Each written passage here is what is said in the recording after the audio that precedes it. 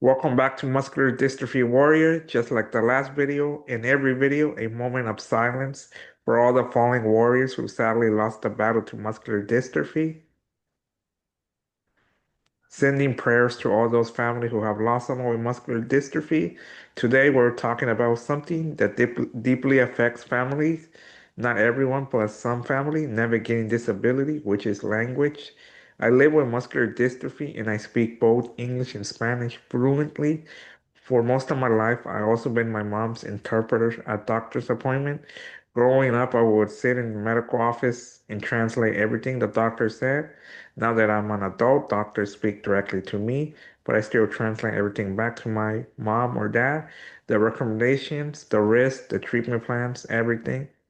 So this topic isn't just something I studied in class, it's something I live.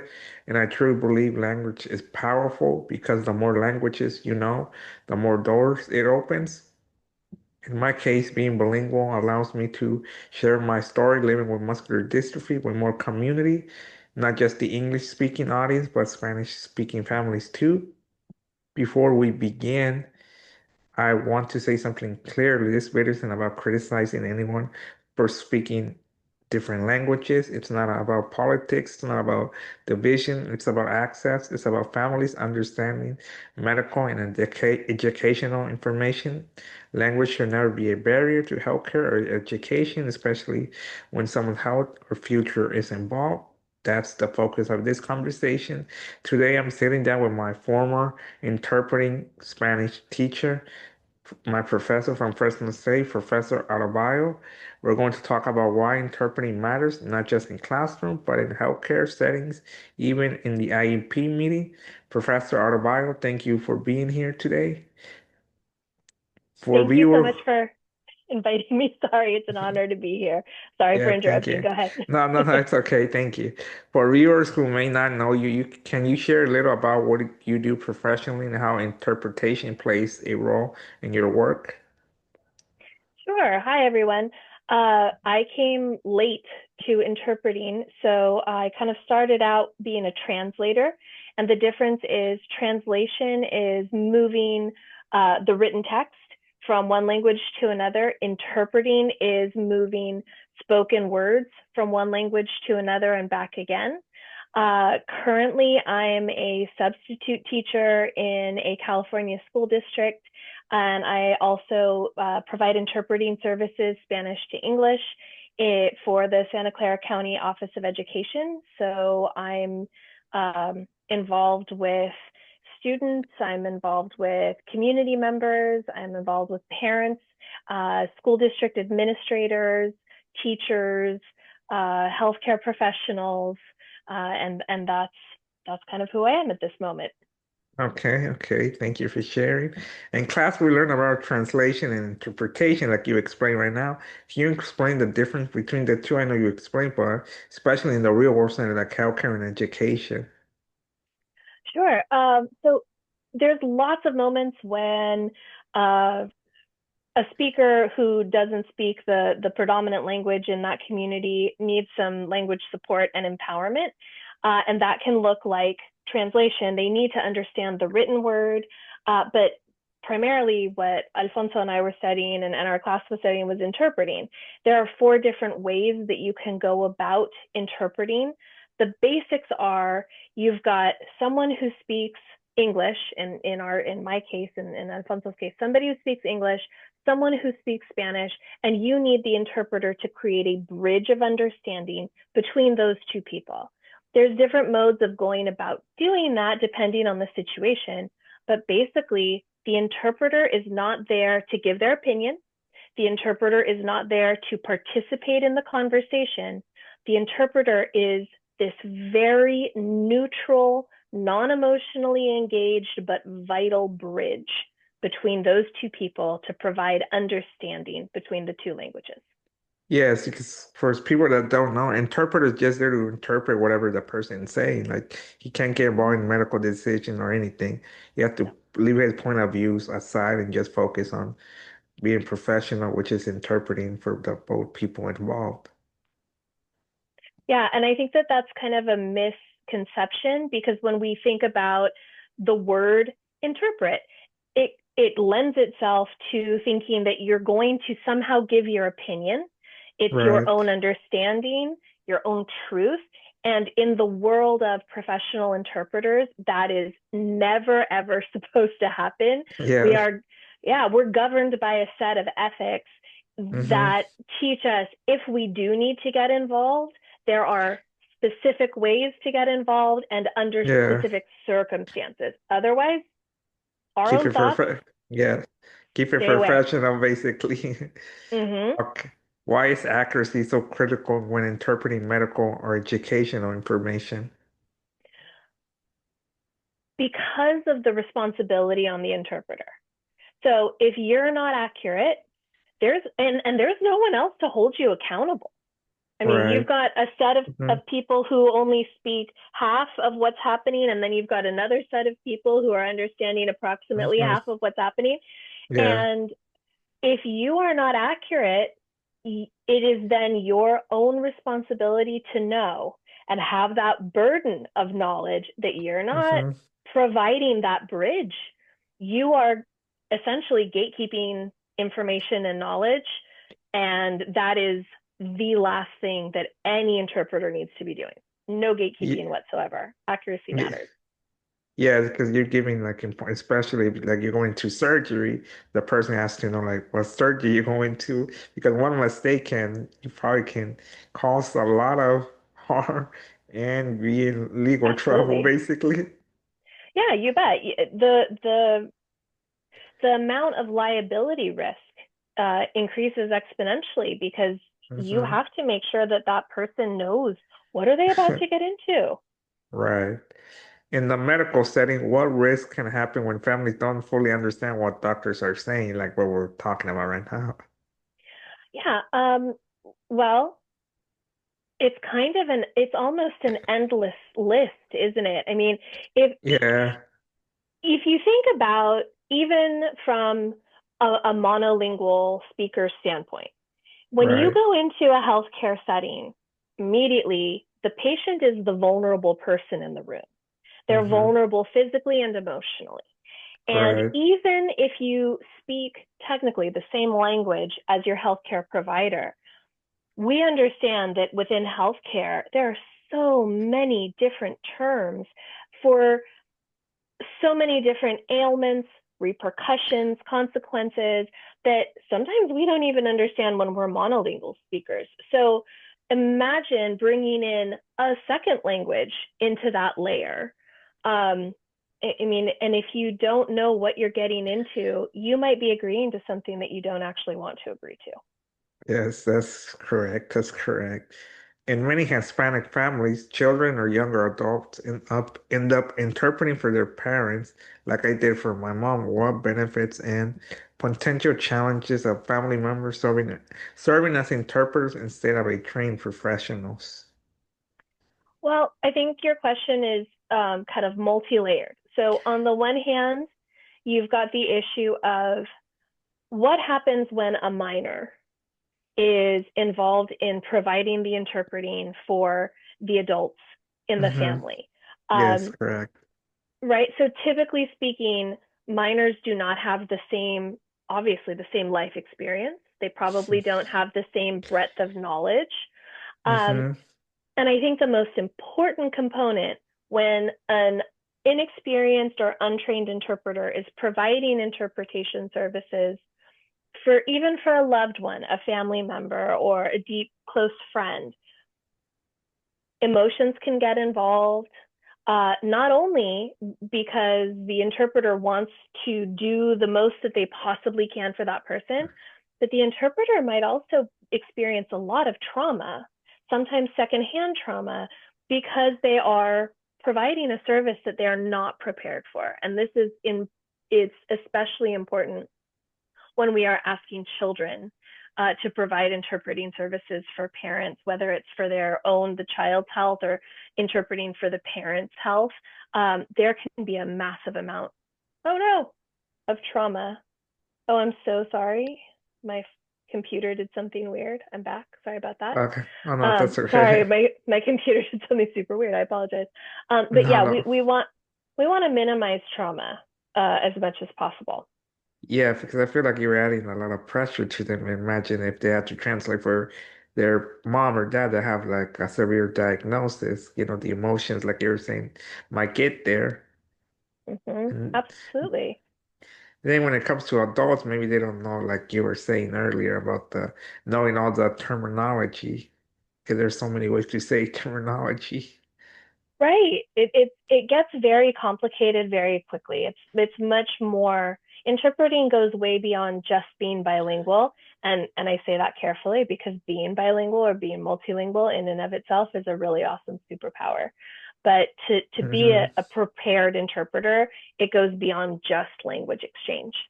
Yeah, because everybody thinks, oh, we have to learn two languages, but it's also like being professional, being prepared, the more you're prepared, it's like, oh, he's reliable. Like it open more doors. They're like, he's on a reliable interpreter. Yeah, absolutely. When a family is navigating a disability, how does clear communication impact care and long-term outcomes? Specifically in a bilingual situation. Yeah. So again, the Brazilian pedagogy specialist and education specialist Paulo Freire said language is never neutral.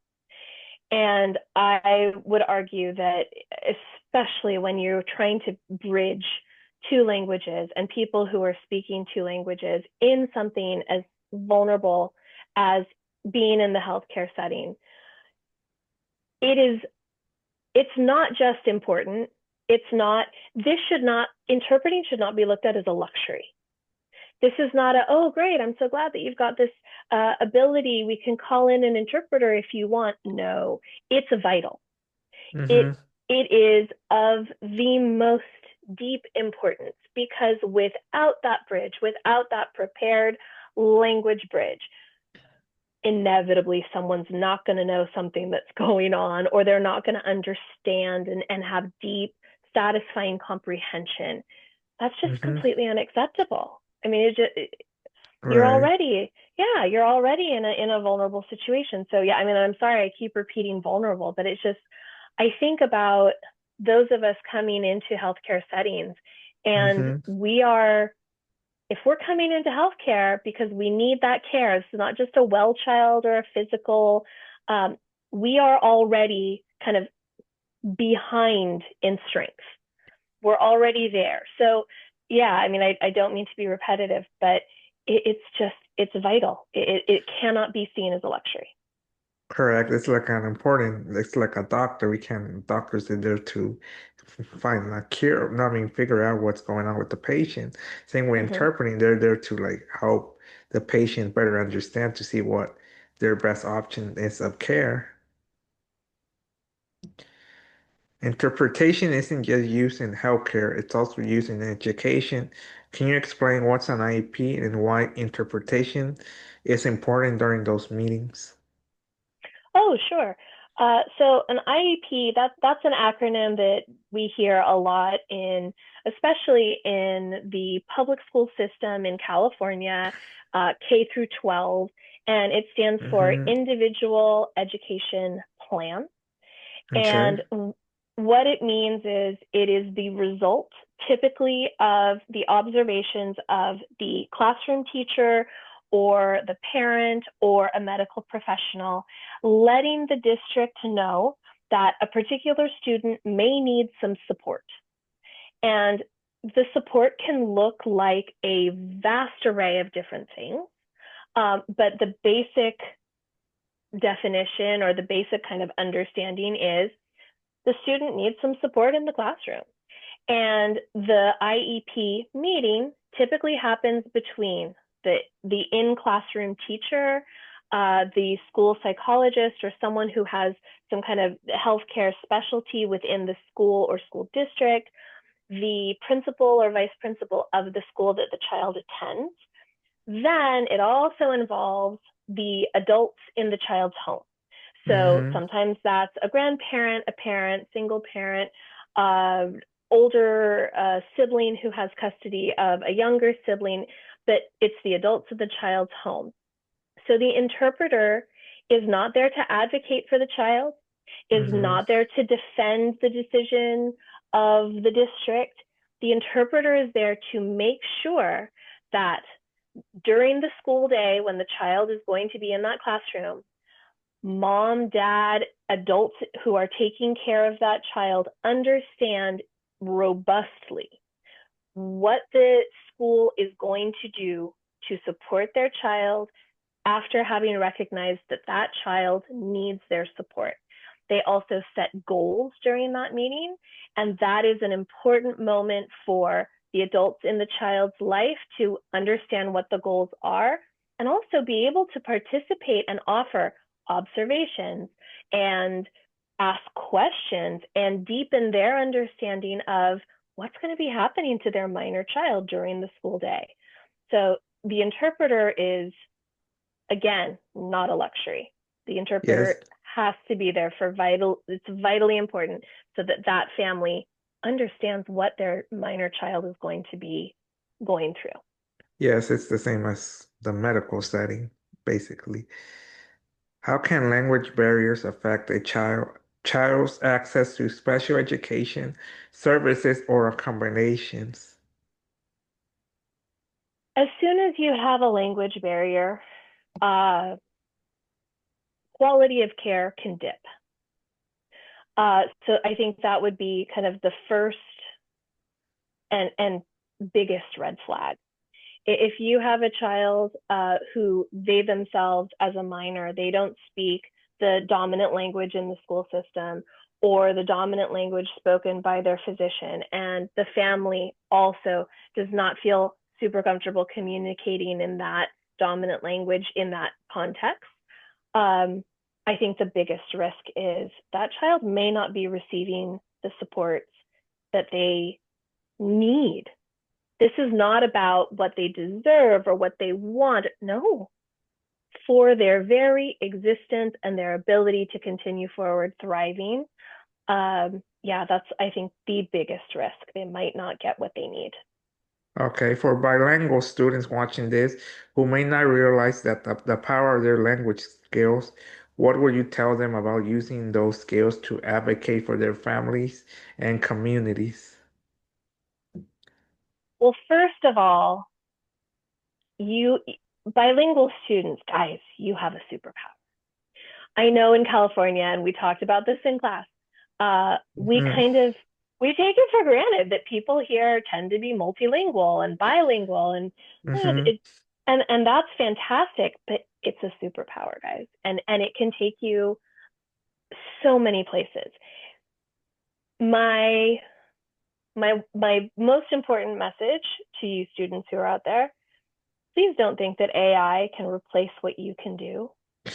Com- Computers are fantastic. They're powerful. There's a lot of appropriate applications for Hmm. AI translations.